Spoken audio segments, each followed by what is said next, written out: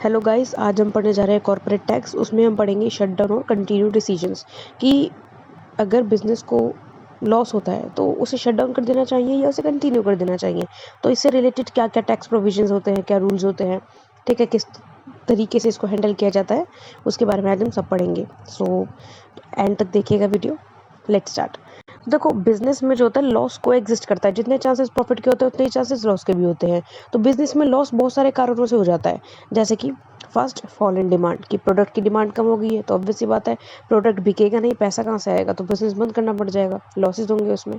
Financial problem, अगर हमारे पास पैसा नहीं है तो हम प्रोडक्ट को बनाएंगे कैसे, ठीक है। और जब तक बिजनेस में पैसा इन्वेस्ट नहीं होगा उससे प्रॉफिट भी नहीं हो सकता, ठीक है। नेक्स्ट आता है चेंज इन टेक्नोलॉजी।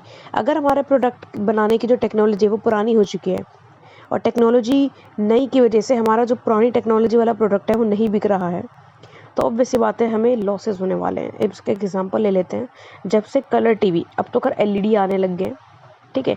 जब से एलईडीज आए हैं, क्या किसी ने वो मॉनिटर वाला टीवी देख खरीदा है? नहीं खरीदा होगा, ठीक है। क्यों? क्योंकि टेक्नोलॉजी चेंज हो गई है, ठीक है। इनोवेटिव आइडियाज़ आने लग गए हैं आजकल। नेक्स्ट आता है इंक्रीज टैक्स। अगर गवर्नमेंट ने टैक्स बढ़ा दिया, एक्साइज ड्यूटी बढ़ा दी है, ठीक है, तो हमारे प्रोडक्ट का प्राइस बढ़ जाएगा। प्रोडक्ट का प्राइस बढ़ने से हो सकता है कि उसकी डिमांड गिर जाए, तो हमें लॉसेस हो सकते हैं। नेक्स्ट मोस्ट इंपॉर्टेंट पार्ट आ जाता है हमारी मैनेजमेंट। देखो, अगर हमारी मैनेजमेंट अच्छे से काम नहीं कर रही है, वो गड़बड़ कर रही है, तो कोई भी काम सक्सेसफुल नहीं होगा। और जहाँ पर मैनेजमेंट खराब हो जाती है ना, कहते हैं ना management is the essence of success, ठीक है, तो वहाँ पर लॉसेस ही होते हैं। तो जब भी हमारा बिजनेस लॉस सफ़र करता है तो मैनेजमेंट को ये डिसीजन लेना होता है कि हम बिजनेस बंद कर दें या अभी भी उसको कंटिन्यू रखें। तो कौन कौन से इम्पैक्ट होते हैं जो कि टैक्सेशन पे पड़ते हैं। तो well taking the decision, impact of taxation should be overlooked. कि टैक्सेशन पे क्या इम्पैक्ट होगा उसको हमें देखना पड़ता है डिसीजन लेते वक्त। तो हमें किस चीज़ को देखते हैं कि treatment of loss and unabsorbed depreciation, कि हमारे जो लॉसेज हैं और जो अनएब्जॉर्ब्ड डेप्रिसिएशन है उसको हम किस तरीके से डील करेंगे। तो अगर हमारा जो लॉस है उसको हम जो हमारा प्रॉफिट है, बिजनेस का प्रॉफिट या गेन है, उसे सेट ऑफ कर सकते हैं। और अगर हमारा डेप्रिसिएशन अनअब्जॉर्ब्ड है तो उसको भी हम किसी दूसरे हेड की इनकम से, या फिर जैसे कि इनकम फ्रॉम हाउस प्रॉपर्टी या इनकम फ्रॉम अदर बिजनेस, ठीक है, उससे हम सेट ऑफ कर सकते हैं। और नहीं तो इनडेफिनाइट पीरियड तक उसको हम कैरी फॉरवर्ड भी कर सकते हैं, ठीक है। नेक्स्ट हमारा आता है डिसकंटिन्यूस। होता क्या है, बिजनेस किस किस केसेस में बंद माना जाता है या किस किस केसेस में नहीं माना जाता, ठीक है। तो अगर when a part of business shut down, अगर हमारे बिजनेस का सिर्फ एक पार्ट बंद हुआ है तो वो डिसकंटिन्यू नहीं माना जाएगा। एग्जांपल ले लेते हैं, जैसे कि हमारा जो वन प्लस है, सब जानते हैं वन प्लस को, ठीक है। वो टीवी भी बनाता है और फोन्स भी बनाता है। अगर वो टीवी बनाना बंद कर दे तो इसका मतलब ये थोड़ा कि कंपनी बंद हो गई, ठीक है, तो वो डिसकंटिन्यू नहीं माना जाएगा। जब business continue with reduce level of activity, अगर हमारा जो बिजनेस है वो प्रोडक्शन कम कर देता है तो इसका मतलब ये नहीं वो बंद हो गया।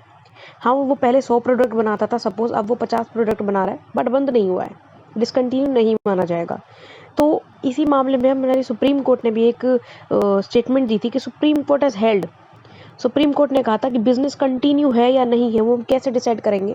सुनना लाइन को, whether the several business carried by SSC, SSC जितने भी बिजनेस चला रहा है क्या वो इंटरकनेक्टेड है, क्या वो इंटरलिंक्ड है, या वो किसी भी तरीके से एक दूसरे के ऊपर इंटरडिपेंडेंट है, या फिर उनमें किसी भी तरीके से कोई यूनिटी है, ठीक है। और इन सब चीज़ों का पता कैसे चलेगा?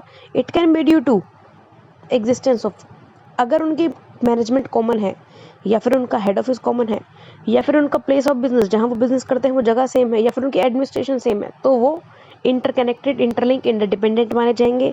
और कोई भी एक बिजनेस का बंद होना डिसकंटिन्यू नहीं कहलाएगा। क्यों? क्योंकि बाकी दो जिंदाबाद हैं, ठीक है। तो यहाँ पर हम एक एग्जांपल भी दे देते हैं। एग्जांपल हमारा ये होगा कि सपोज एक बिजनेसमैन है, वो चाय पत्ती उगाता है और चाय पत्ती ही बेचता है, ठीक है।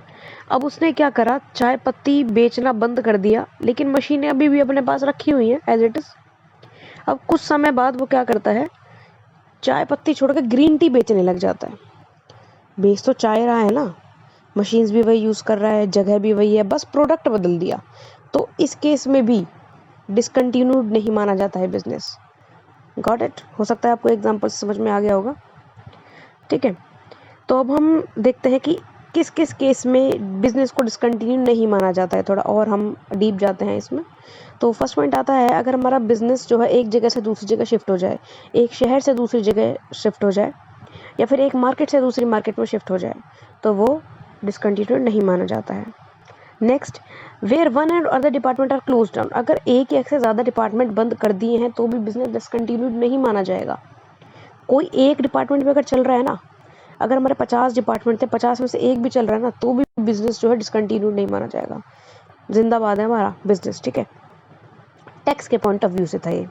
ठीक है, नेक्स्ट पॉइंट अगर हमारा आता है कि कोई भी इंडस्ट्रियल अंडरटेकिंग जो कि बंद हो चुकी है प्रीवियस ईयर में किसी भी डैमेज या फिर किसी भी डिस्ट्रक्शन की वजह से, ठीक है, अगर एसएससी उस बिजनेस को 3 साल के अंदर अंदर दोबारा रीएस्टेब्लिश कर लेता है तो पहले हुए लॉस को वो अब के रीएस्टेब्लिश किए गए बिजनेस से सेट ऑफ कर सकता है, और हाँ, बिजनेस भी डिसकंटिन्यू नहीं माना जाएगा।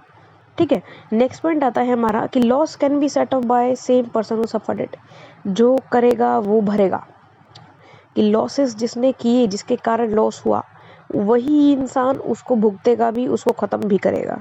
तो इसके रिगार्डिंग क्या प्रोविजंस है, पढ़ते हैं। फर्स्ट पॉइंट कि अगर बिजनेस बेटे को मिला है पिता के डेथ के बाद, तो बेटे को जितने भी लॉसेस है वो कैरी फॉरवर्ड करने पड़ेंगे, अन्यथा कोई ज़रूरत नहीं है। पिता ने करा था, पिता करेंगे, बेटे को क्या ज़रूरत है लॉसेस सेट ऑफ करने की। बट अगर उनके डेथ के बाद ऐसा सक्सेशन मिला है तो वो कर सकता है। नेक्स्ट, अगर एसएससी अपने प्रॉपर्टी को, अपनी बिजनेस को अपने माइनर चाइल्ड या फिर स्पाउस, वाइफ हो या हस्बैंड, किसी को भी ट्रांसफ़र कर देता है, ठीक है, तो ऐसे में जो उस बिजनेस से हो रही इनकम अभी भी एसएससी के अकाउंट में ऐड होती है।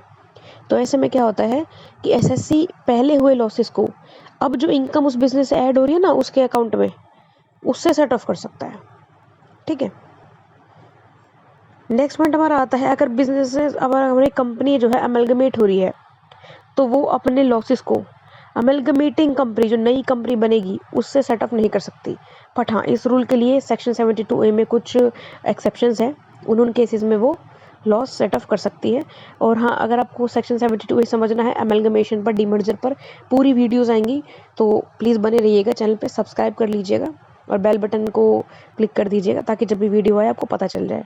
नेक्स्ट हमारा आता है कि अगर कोई कंपनी डीमर्ज होती है दूसरी कंपनी के साथ, तो जो रिजल्टिंग कंपनी होगी ना, वो लॉसेस को सेट ऑफ करवा सकती है। ठीक है, नेक्स्ट हमारा लास्ट पॉइंट आता है इस पार्ट का कि अगर हिंदू अनडिवाइडेड फैमिली से कोई लॉस हुआ है और अब बिजनेस जो है पार्टीशन हो चुका है, सब में बट चुका है, तो जिसके हिस्से में वो बिजनेस आया वो लॉसेस को सेट ऑफ नहीं करेगा, वो लॉसेस को कैरी फॉरवर्ड नहीं करेगा। क्यों? हिंदू अनडिवाइडेड फैमिली का लॉस था भाई, मैं अकेला क्यों भुगतूं? ठीक है, तो इसलिए गवर्नमेंट ने उसको भी राहत दे दी है। क्लियर? नेक्स्ट अब हमारा पॉइंट आता है, लास्ट पॉइंट, और बहुत ही ध्यान से समझना इस पॉइंट को।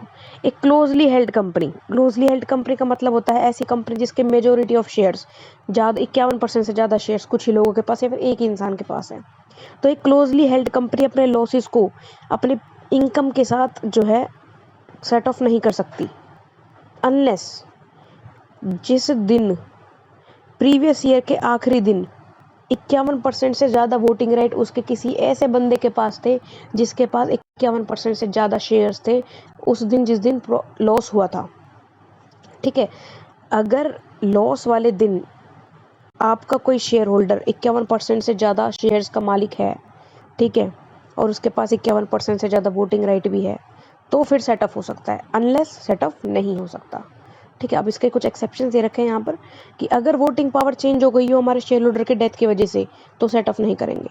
नेक्स्ट, सेक्शन 79 के अंडर अगर कोई कंपनी एमलगमेट हो रही है या डीमर्ज हो रही है, तो जो होल्डिंग कंपनी होगी ना, उसके 51% शेयर, उसके जो शेयर होल्डर्स होंगे 51% से ज़्यादा, वो रिजल्टिंग कंपनी के भी शेयर होल्डर बन जाएंगे। ये भी एमलगमेशन में पढ़ेंगे हम आगे, अगर आप पूरे डिटेल में जानकारी चाहते हैं तो। ठीक है, नेक्स्ट आता है स्पेकुलेशन लॉस को हम स्पेकुलेटिव प्रॉफिट से ही सेट ऑफ कर सकते हैं और किसी हेड से